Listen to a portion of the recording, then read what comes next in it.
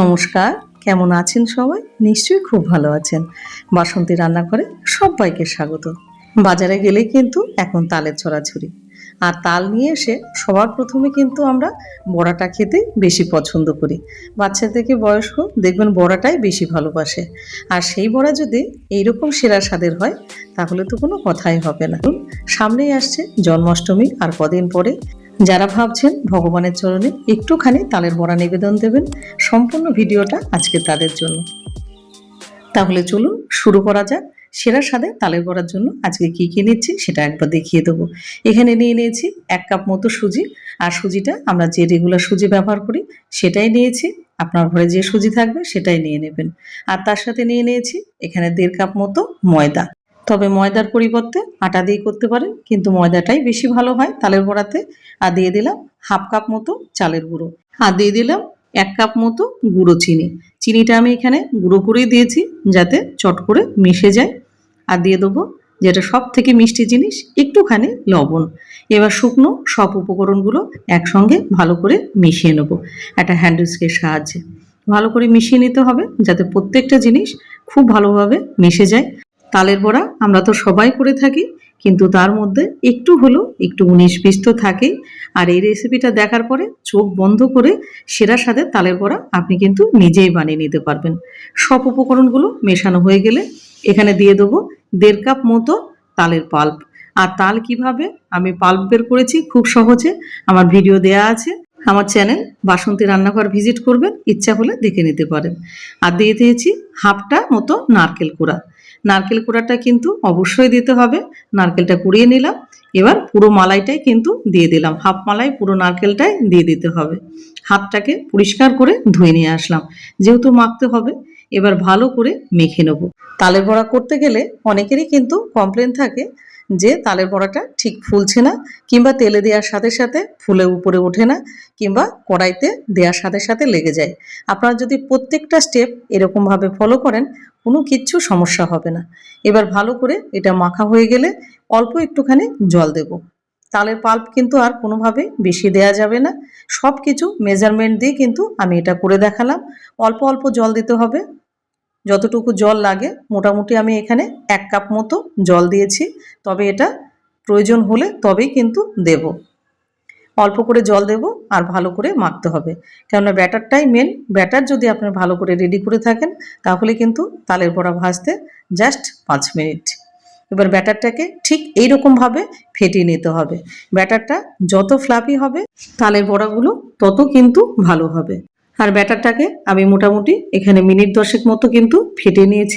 আর আজকে আমার ভিডিওটা আপনি কোথায় থেকে দেখছেন সেটা অবশ্যই জানাবেন। এইভাবে ফেটাতে থাকতে হবে মোটামুটি 5 থেকে 7 মিনিট। আমার এখানে পুরো ব্যাটারটা রেডি করতে মোটামুটি মিনিট 10 সময় লেগেছে। এমন কোনো মহিলা নেই যে তিনি তালের বড়া করতে পারেন না। আর আজকে আমার ভিডিওটা যারা তালের বড়া করতে পারেন না কিংবা নতুন গৃহিণী আছেন তাদের জন্য, যারা নতুন নতুন রান্না শিখছেন, বুঝে উঠতে পারছেন না কতটুকু কি দেব না দেব, সম্পূর্ণ তাদের জন্য। ব্যাটারটা রেডি হয়ে গেছে। এবার এটা 15 মিনিট মতো এটা রেস্টে রেখে দেবো। 15 মিনিট পর আপনাদের সামনে ফিরে আসছি। 15 মিনিট হয়ে গেছে, ব্যাটারটা সেট হয়ে গেছে। যেহেতু সুজি ছিল, সুজিটাকে একটু সময় দিতে হবে ফোলার জন্য। এটাকে আর একটুখানি আমি ফেটিয়ে নেব। মোটামুটি এটাকে 2 থেকে 3 মিনিট এখন এটাকে ফেটিয়ে নেব। ব্যাটারটা দেখুন কতখানি ফ্লাফি হয়ে গেছে আর কত সুন্দরভাবে ব্যাটারটা রেডি করে নিলাম। আর কারা কারা আপনারা এরকম সুস্বাদু তালের বড়া খেতে ভালোবাসেন সেটা অবশ্যই জানাবেন। আর তালের বড়া রেসিপি আমার চ্যানেলে কিন্তু আরও দেয়া আছে, আপনারা ভিজিট করতে পারেন বাসন্তী রান্নাঘর। আশা করি ভালো লাগবে। এটা ব্যাটারটা রেডি হয়ে গেছে আর ঘনত্বটা দেখে নিন, ঠিক এইরকমভাবে রাখলাম। ব্যাটার আমাদের কমপ্লিট হয়ে গেছে। এবার কতখানি পারফেক্ট হয়েছে আমি তো এত সময় মুখে বললাম, এবার তাহলে চলুন কাজে করে দেখাই যে ব্যাটারটা তৈরি হয়েছে নাকি। এখানে রিফাইন্ড তেল বসিয়ে দিয়েছি গরম করতে। এবার তেলের তাপমাত্রাটা দেখে নেব।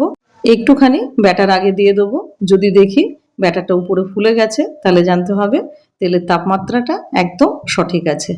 আর ব্যাটারটা দেওয়ার সাথে সাথে কিন্তু উপরে ভেসে উঠেছে, তার মানে ব্যাটারটা পারফেক্টভাবে রেডি হয়েছে। এবার এটাকে তুলে ফেলে দেবো। আর বড়া ভাজার ক্ষেত্রে তেলের তাপমাত্রাটাও কিন্তু বেশ গুরুত্বপূর্ণ।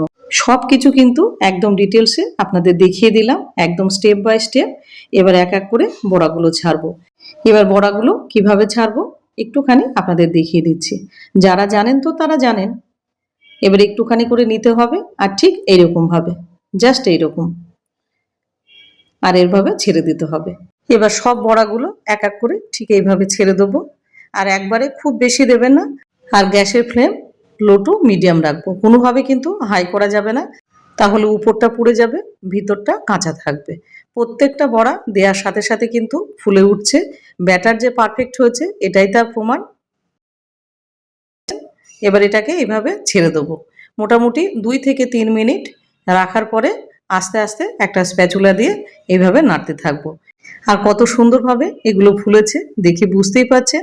ব্যাটার যদি পারফেক্ট না হতো তাহলে কিন্তু দেওয়ার সাথে সাথে কড়াইয়ের মধ্যে চিপকে যেত, কিংবা ফুলতেও না এত সুন্দর।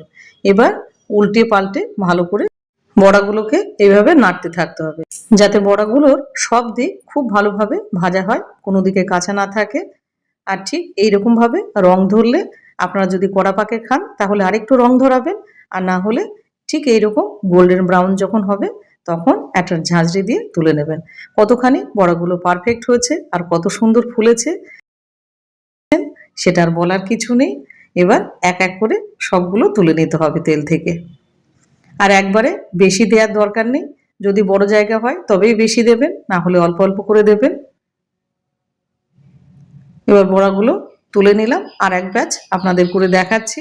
আর কদিন পরেই জন্মাষ্টমী। আর জন্মাষ্টমী যারা যারা করবেন বাড়িতে, ভাবছেন ভগবানের চরণে একটুখানি ভোগ নিবেদন দেবেন, আমি বলবো এইভাবে একটু তালের বড়া করে নন্দলালকে একটুখানি নিবেদন দিতে। আর দেখবেন ভগবান এবং ভক্ত দুই খুশি এত সুন্দর তালের বড়া পেয়ে। এবার এক এক করে বড়াগুলো আমরা ঠিক একইভাবে ভেজে নেব। প্রত্যেকটা ব্যাচ এত সুন্দরভাবে তৈরি হবে। বড়াগুলো আমাদের ভাজা কমপ্লিট হয়ে গেছে। আর কত সুন্দর বড়াগুলো রেডি হলো, আর কতখানি পারফেক্ট হয়েছে সেটা দেখে বুঝতেই পাচ্ছেন। আর একদম নরম তুলতুলে। এই বড়া একটা নয়, আপনার বাটি ধরে দিলে একদম মুহূর্তের মধ্যে সাবার করে দেবেন। এ যেরকম সুস্বাদু সেই রকম কিন্তু নরম হয়েছে। আর আজকে দেখে রাখুন, কালকে অবশ্যই বানাবেন। আশা করি ভিডিওটা আপনাদের অনেক কাজে আসবে। আর যদি ভালো লেগে থাকে চ্যানেলটাকে সাবস্ক্রাইব করে সুন্দর করে একটা কমেন্ট, একটা লাইক, আর প্রচুর পরিমাণে ভিডিওটাকে শেয়ার করতে ভুলবেন না। তাহলে আজ আসি, ভালো থাকবেন।